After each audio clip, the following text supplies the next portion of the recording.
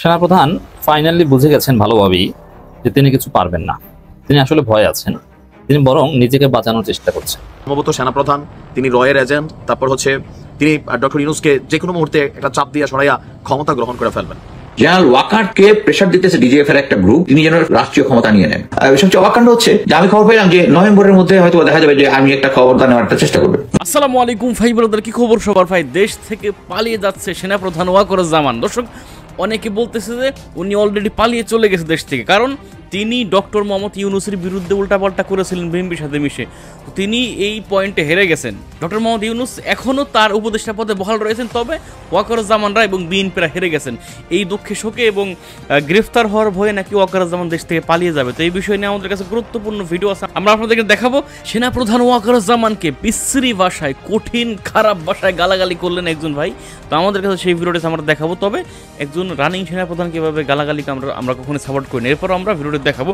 আগে চলুন দেখে সেনাপ্রধান আসলে কি পালিয়ে যাবে কিনা দেশ ছেড়ে, এরপর আমরা একটা ভিডিও দেখবো। সেনাপ্রধান ফাইনালি বুঝে গেছেন ভালোভাবেই যে তিনি কিছু পারবেন না, তিনি আসলে ভয়ে আছেন, তিনি বরং নিজেকে বাঁচানোর চেষ্টা করছেন। এই যে একটা অস্থিতিশীলতা সেনাপ্রধান সৃষ্টি করলেন, যে একটা রাত বাংলাদেশের জনগণ ঘুমায়নি, যে ওয়াকার কি আকাম করে আমাদের ঠেকাতে হবে। বৃহস্পতিবার রাতে বাংলাদেশের জনগণ জেগেছিল এবং ওয়াকার রিয়াল খুঁজে করতে পারবেন না, সেটা তিনি ভালোভাবে বুঝে গেছেন। করলে যে খবর আছে এটা বুঝে গেছেন। তবে হ্যাঁ, যা করেছেন সেটা নট লেস দেন কু, সেটা কুয়ের কাছাকাছি, ক্লোজ টু কু। দর্শক, কিন্তু আনুষ্ঠানিকভাবে কিছু করা যায় তার পক্ষে সম্ভব নয়, এটা তিনি বুঝে গেছেন। মোটের উপরে ওয়াকার ভয় পেয়েছেন। তিনি যে ভয় পেয়েছেন, তিনি ভয় পেয়ে যে পিছু হটেছেন তার প্রমাণ দেব।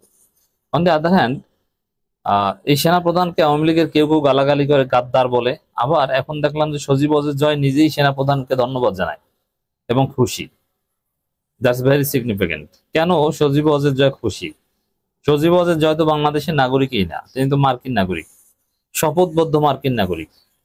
শপথবদ্ধ মার্কিন নাগরিক খুশি হওয়ায় না হওয়ায়, নিষিদ্ধ সংগঠনের নেত্রীর ছেলে খুশি হওয়ায় না হওয়ায় বাংলাদেশের জনগণের কিছু আসে যায় না। তারপরও এটা কোনো আন্তর্জাতিক ষড়যন্ত্রের অংশ কিনা এটা খেয়াল রাখতে হবে। দর্শক, সেনাপ্রধান যে ভয় পেয়েছেন তার প্রমাণটা কি? যখন জনগণ সজাগ এবং জনগণ ইউনূসের পক্ষে, এবং ইউনূসের পক্ষে দাঁড়িয়ে কিন্তু ওয়াকারকে গালাগালি করছে। ইউনূস পদত্যাগ করতে চেয়েছেন ওয়াকারের ষড়যন্ত্রের কারণে, এবং ওয়াকারকে সরানো না সরানো নিয়েই এই জটিলতা তৈরি হয়েছে। বিষয়টা কিন্তু এরকম। এই জায়গায়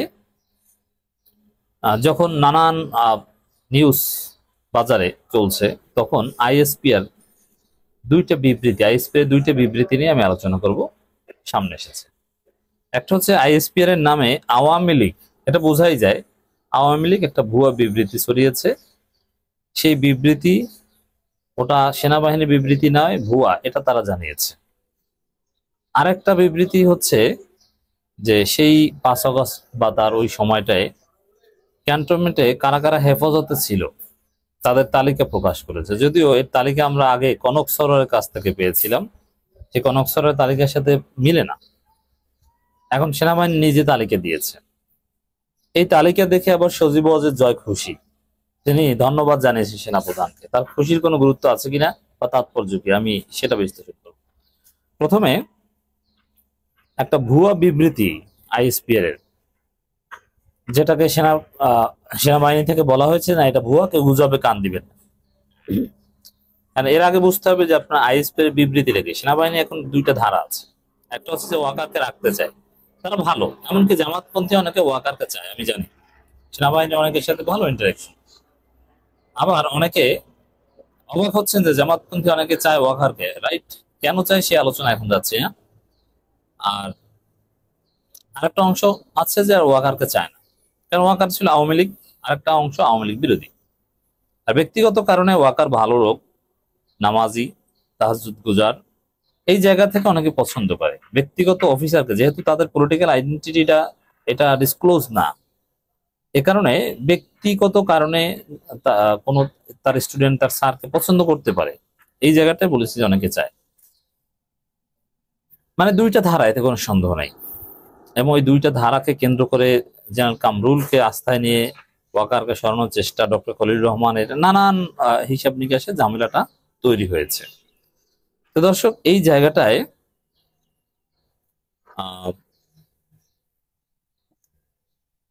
জায়গাটায় দেখবেন যে সেনাবাহিনীর অনেক ভিতরের খবর যেটা আমাদের জানার কথা না, কিন্তু এটা আমরা জানতে পারি। এটা কিন্তু সেনাবাহিনীর দুইটা ধারার কারণে জানতে পারি। যেমন এই ওয়াকারের যে বক্তব্য নিয়ে রাজনীতি যে তোলপাড়, তিনি মানবিক করিডোর নিয়ে যা বলেছেন, তিনি চট্টগ্রাম বন্দর নিয়ে যা বলেছেন, প্রফেসর ইউনূসকে যা বলেছেন, এই বিষয়গুলো আমরা নেতিবাচকভাবে তীব্র প্রতিক্রিয়া জানাচ্ছি। আমরা এটা পেয়েছি কিভাবে? আইএসপিআর বিবৃতি দিয়েছে যে অফিসার্স অ্যাড্রেসে ওয়াকার এটা বলেছেন না। তাহলে আমরা এটা কোথায় পেয়েছি? এটা আমরা পেয়েছি অসমর্থিত সূত্র। এই অসমর্থিত সূত্র কারা? আবার দেখবেন যে মাঝে মাঝে নেত্র নিউজ বা বিভিন্ন জায়গায় সেনা সদর নামে কিছু বিবৃতি আসে, সেনা সদর জানিয়েছে। ওই সেনা সদর কিন্তু আইএসপিআর না বা সেনাপ্রধান, ওই সেনা সদরের রেফারেন্স দিয়ে বা উপস্থিত কর্মকর্তার রেফারেন্স দিয়ে আপনারা গণমাধ্যমে যা পড়েন, এটা হচ্ছে ওয়াকার বিরোধীদের বক্তব্য। মানে তারা এটা বাইরে জানায়, তারা জানায় বলে জানতে পারি, নাহলে কিন্তু আমরা জানতে পারতাম না। আমাদের জানার একটাই সোর্স, সেটা হচ্ছে আইএসপিআর। আইএসপিআর কিন্তু অফিসার্স অ্যাড্রেসে কি বলেছে ওয়াকার সেটা বলেনি। তাহলে ওয়াকার বিরোধী একটা অংশ আমাদেরকে নিউজগুলো জানায়, জাতিকে জানায়, আর সেটা নিয়ে আমরা তোলপাড় তৈরি করতে পারি। আর আইএসপিআর যেটা বলে সেটা ওয়াকারের বক্তব্য, আর আইএসপিআর বাইরে যেটা সেটা ওয়াকার বিরোধীদের বক্তব্য। ক্লিয়ার? তো এখানে আইএসপিআর যে বিবৃতি দিয়েছে এটা হচ্ছে ওয়াকারের ভয়ের প্রতিফলন। ভয় পেয়ে বিবৃতি দিয়েছে। কি? আওয়ামী লীগের লোকজন একটা ভুয়া বিবৃতি ছড়িয়েছে, সেনাবাহিনী অনেক ধৈর্য ধরেছে, আর ধৈর্য ধরবে না, কোনো মব তারা মানবে না, এই যে ঢালাও মামলা ঢালাও গ্রেপ্তার এটা চলবে না। এখন দেখেন ঢালাও মামলা ঢালাও গ্রেপ্তার এগুলো নিয়ে কনসার্ন কার? আওয়ামী লীগ। অতএব এটা আওয়ামী লীগের বিবৃতি, গুজব। কারণ এটা বলছে যে গুজব, যেমন জনগণকে গুজবে কান না দেওয়ার অনুরোধ করেছে বাংলাদেশ। সচেতনতামূলক একটা বিজ্ঞপ্তি দেয় তারা। সেনাবাহিনী বলছে সম্প্রতি একটি স্বার্থান্বেষী মহল বাংলাদেশের সশস্ত্র বাহিনীর লোগো ব্যবহার করে একটি ভুয়া প্রেস বিজ্ঞপ্তি প্রকাশ করেছে, যার মাধ্যমে সাধারণ জনগণের মাঝে বিভ্রান্তি সৃষ্টির পাশাপাশি সশস্ত্র বাহিনীর জনগণের মাঝে বিভেদ তৈরি অপচেষ্টা চলছে। এর মানে এই যে এগুলোতে এই গুজবে কান দিবেন না। তাহলে ওই গুজবে কি ছিল? গুজবে ছিল এই মব করলে খবর আছে, ঢালাও মামলা চলবে না, সেনাবাহিনী এখন থেকে আর চুপ থাকবে না। এর মানে এই জায়গাগুলো ঠিক না, সেনাবাহিনী এগুলো নিয়ে কোনো কথা বলছে না। বুঝতে পারছেন? ভয়ে এই বিবৃতি দিয়েছে। এছাড়া এতদিন পর কেন ক্যান্টনমেন্টে আটকদের তালিকা প্রকাশ করলো? কারণ এখন ভয় পেয়েছে, না না আমরা কোনো অপরাধ করিনি। মানে এমন ভাবে দেখিয়েছে যে যারা সেনা হেফাজত, মানে সেনাবাহিনী এখন জনগণের কাঠ গড়ায়। এখানে ওয়াকার দেখিয়েছে, ভাই আমাদেরকে গালাগালি করেন কেন? আমরা তো আওয়ামী লীগ না। আওয়ামী লীগের যারা আমাদের হেফাজতে ছিল এরা তো বেশিরভাগই গ্রেপ্তার হয়েছে, যারা গ্রেপ্তার হয়নি তারা দেশে আছে। আমরা কাউকে পালিয়ে দিয়েছি বিষয়টা এরকম না, যদিও ওয়াকারের এই তালিকা আমরা বিশ্বাস করব এর নিশ্চয়তা নেই। যেমন হাসান মাহমুদ কোথায় ছিল? এই ধোঁয়াশা কাটেনি। মানে এখানে সেনাপ্রধান এই আইএসপির বিবৃতির মাধ্যমে দেখিয়েছে, তালিকা প্রকাশের মাধ্যমে, যে না আমরা কাউকে পালাতে দেয়নি, আমরা জনগণের পক্ষে আছি, অতএব আমরা আওয়ামী লীগ না, আওয়ামী লীগ স্পেশাল অ্যাডভান্টেজ আমরা দেইনি, এটা দেখিয়েছে। কিন্তু এটা বিশ্বাসযোগ্য না। তো এখানে সজীব ওয়াজেদ জয় আবার খুশি হয়েছে, এটা ভয় দিয়েছেন নিজেকে বিশ্বস্ত প্রমাণ করার জন্য। হ্যাঁ, ওয়াকার অনেক অবদান, সেনাবাহিনী অনেক স্ট্রিক আছে, দ্যাটস রাইট, কিন্তু তিনি তো আওয়ামী লীগ করতেন বা শেখ হাসিনা অ্যাপয়েন্টেড, এটা তো আর বুঝতে পারবেন না। তিনি দায়িত্ব পালন করুক, কিন্তু ডক্টর ইউনূসের সাথে কন্ট্রাডিকশনে যে নয়। আমাদের কথা হচ্ছে এটা। এখানে সজীব ওয়াজেদ জয় ফেসবুকে লিখেছেন, এখন বোঝা যাচ্ছে সেনাবাহিনী কেন এতদিন পর তাদের হেফাজতে থাকা ব্যক্তিবর্গের তালিকা প্রকাশ করলো। খেলা বুঝতে হবে। সম্ভবত প্রধান দর্শক আপনারা এখানে দেখতে পেলেন, এখানে আমাদের এক ভাই গুরুত্বপূর্ণ কথা বললো, এবং ওয়াকারুজ্জামান যেই অপমানিত হয়েছে, মানে যেভাবে ডক্টর ইউনূসের কাছে হেরে গিয়েছে, মানে তিনি তো আর মাথা নত করার মানুষ না, তিনি আস্তে করে পালিয়ে যাবেন দেশ থেকে, এই হলো অবস্থা। দেখ দর্শক, আপনারা আপনাদের মূল্যবান মতামত লিখে যাবেন কমেন্টে। দর্শক, এইবার আমরা একটা ভিডিও দেখব যেখানে ওয়াকারুজ্জামানকে মানে বিশ্রী ভাষায় কঠিন কিছু খারাপ ভাষায় গালাগালি করেছেন এক ভাই। যদিও আমরা এগুলো সাপোর্ট করি না, একজন রানিং সেনাপ্রধানকে এভাবে বিশ্রী ভাষা গালাগালি করা ঠিক হয় না আপনার। এরপরেও চলুন আমরা সেই ভিডিওটাকে দেখে আসি, তিনি আসলে তার কথার যুক্তি প্রমাণ কি তিনি তুলে ধরেছেন। দেখেছেন এই করিডোর ভারতকে যখন রেল ট্রানজিট দিয়েছে, করিডোর দিয়েছে, রোড ট্রানজিট দিয়েছে, করিডোর দিয়েছে, স্থলপথ দিয়েছে, বন্দর দিয়েছে, সবকিছু দিয়েছে। বাংলাদেশের কতজন সালাউদ্দিন এটা নিয়ে কথা বলেছে? বাংলাদেশের কতজন সাংবাদিক আজিজ এটা নিয়ে কথা বলেছে? বাংলাদেশের সেনাপ্রধান মির্জাফর ওয়াকারুজ্জামান, আজিজ, শফিক, মোস্তাফিজ কতজন এটা নিয়ে কথা বলেছে? অথবা আপনারা কারা এটা নিয়ে কথা বলছেন, যারা আজকে করিডোর নিয়ে এত মাথা ব্যথা দেখাচ্ছেন? করিডোর দিলে বাংলাদেশের সংবিধান চলে যাবে, সার্বভৌমত্ব চলে যাবে, যারা আপনারা একের পর এক আপনাদের জীবন বেরিয়ে যাচ্ছে। আসলে আপনারা কারা? আপনারা কি সবাই গুলিস্তানের মোদির পয়দা, গুজরাটের মোদির পয়দা, নাকি মোদির 14 গোষ্ঠী প্রভুপাদা আপনাদেরকে বাংলাদেশে জন্ম দিয়ে গিয়েছে আপনার বাবার অনুপস্থিতিতে? দর্শকবৃন্দ, আমার সিম্পল একটা কথা, বাংলাদেশ একটা সার্বভৌম দেশ। ভারত কন্টিনিউয়াসলি আমাদের কাছ থেকে করিডোর নিয়েছে। তাহলে মাদারফাকার ওয়াকারুজ্জামান কেমনে বলে নো করিডোর? এই শুয়ারের বাচ্চা, তুই তোর চোখের সামনে রেল করিডোর কেমনে হয়? শুয়ারের বাচ্চা, কেমনে হচ্ছে রেল করিডোর? তোর সামনে কেমনে হচ্ছে? তুই ভারতের এই রাস্তা উন্নয়ন সংস্থা এদের সাথে তুই কথা বলিস কেন? তাইলে তুই এই করিডোরের ব্যাপারে তুই ভারতকে সহায়তা করতেছিস, তুই ভারতের সাথে তলে তলে এই কাজ করতেছিস রোহিঙ্গাদের যাতে প্রত্যাবর্তন করানো না হয়।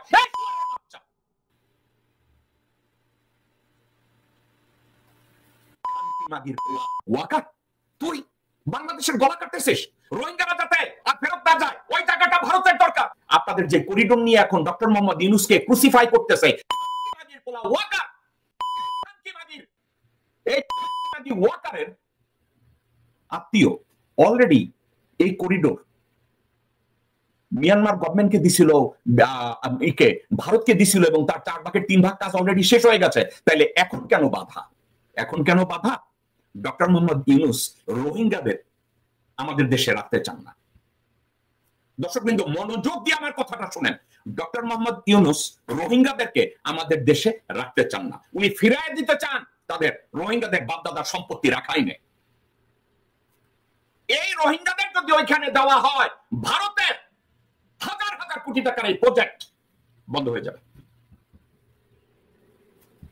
এবং এ ব্যাপারে মায়ানমার কর্তৃপক্ষ একমত হয়েছে, এবং বাংলাদেশের পক্ষ থেকে তথাকথিত সেনাবাহিনীর প্রধান মির্জাফর ওয়াকারুজ্জামান এগ্রি করেছে।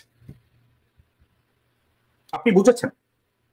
তাইলে এই ওয়াকার যদি জয়শঙ্কর, মোদি, দ্বিবেদী এদেরকে বললে হ্যাঁ হ্যাঁ আপনারা ওই প্রজেক্টটা করতে পারেন, তাইলে আপনি দেখছেন ডক্টর মোহাম্মদ ইউনূস এবং ওয়াকারের মধ্যে কনফ্লিক্ট এখানে চলে আসবে না? আরো আছে কনফ্লিক্টটা কোনখানে? কনফ্লিক্টটা এইখানে। ভারত যে কোনো মূল্যে এই প্রজেক্টটা চায় 2টা কারণে। ভারত বাংলাদেশের উপরে তারা ওই জলবন্দর, স্থলবন্দর, কারণ তারা জানে 90% মুসলমানের এই দেশে, তারা কন্টিনিউয়াসলি এইভাবে জায়গা দখল কইরা গাড়ি ভইরা সামরিক অস্ত্র নিতে পারবে না। এই জন্য তারা অন্য রাস্তা তৈরি করছে, বাংলাদেশকে বাদ দিয়া 7 সিস্টার। ডক্টর মোহাম্মদ ইউনূস যখন চায়না গিয়ে 7 সিস্টার্স এর সাবজেক্টে কথা বলেছে, ভারত বলছে ও মাই গড, আমাদের একটা কাউন্টার প্রজেক্ট যদি আমরা না নেই, ultimately we are going to lose 7 sister. তারা কি করেছে? চতুরতার সাথে এই প্রজেক্টকে এক্সিকিউট করার জন্য খুব তাড়াতাড়ি বাজেট করেছে। জেনারেল ওয়াকারকে তারা পকেটে ঢুকিয়েছে, মায়ানমারের সামরিক অথরিটিকে তারা পকেটে ঢুকিয়েছে। এখন তারা প্রজেক্টে হাত দিবে এবং বলছে রোহিঙ্গাদেরকে রাখাইনে পাঠানো যাবে না। দর্শকবৃন্দ, আপনারা কখনো শুনেছেন আওয়ামী লীগের কাছ থেকে রোহিঙ্গা প্রত্যাবর্তনের কোনো কাজ তারা হাতে নিয়েছে? নেয় না। কারণ কি জানেন? হাসিনা মাটি এবং আওয়ামী লীগ সরকারের প্রত্যেকটা লোক জানতো রোহিঙ্গাদেরকে আর ওখানে পাঠানো যাবে না। রোহিঙ্গাদেরকে যদি ওখানে রাখাইনে ফেরত দেওয়া হয়, ভারতের এই প্রজেক্ট কাজে লাগবে না। কারণ ভারতের ওইখানে রাখাইনে একটা বিমানবন্দর, একটা সামরিক ঘাঁটি, একটা সেনানিবাস, একটা ফাইটার প্লেন ওখানে থাকা তাদের জরুরি। Therefore they need a corridor. আর বাংলাদেশে যদি এখন মানবিক করিডোর ওইটার সাথে করে, ভারতের এই প্রজেক্টটা মাইর যাবে। ভারতের এই প্রজেক্ট যাতে মাইর না যায় এই জন্য এখন বলছে হ্যাঁ নো করিডোর। ভারতের করিডোর দিয়ে ভারতকে লাভবান করানোর জন্য ডক্টর মোহাম্মদ ইউনূসকে অসম্মান করছে। ডক্টর মোহাম্মদ ইউনূসের উপরে দর্শক আপনারা এখানে দেখতে পেলেন, এখানে সেনাপ্রধান ওয়াকারুজ্জামানকে একেবারে রাম ধোয়া ধুয়ে দিলেন এক ভাই, ওনার নাম হচ্ছে জ্যাকব মিল্টন। এক দর্শক, উনি গালাগালি করলে ওনার কথায় কিছু যুক্তি প্রমাণ আসলে আছে, আপনারা এখানে শুনতেই পেলেন। তো আপনারা আপনাদের মূল্যবান মতামত লিখে যাবেন কমেন্টে। আসলে সম্পূর্ণ ভিডিওটা দেখে আপনাদের কী মনে হলো? ওয়াকারুজ্জামানকে আসলে দেশ থেকে পালিয়ে যাবে, নাকি অনেকে বলতেছে অলরেডি তিনি পালিয়ে চলে গেছেন, মানে তিনি দেশ ছাড়ছেন আর কি, পালিয়ে গেছেন কিনা এটা কেউ বলেন, দেশ ছাড়ছেন আর কি। তো আপনারা লিখে যাবেন আপনাদের মতামত কমেন্টে। ভালো থাকবেন, সুস্থ থাকবেন এবং এরকম আরও ভিডিও পেতে আমাদের ইউটিউব চ্যানেলটি সাবস্ক্রাইব করবেন। আসসালামু আলাইকুম।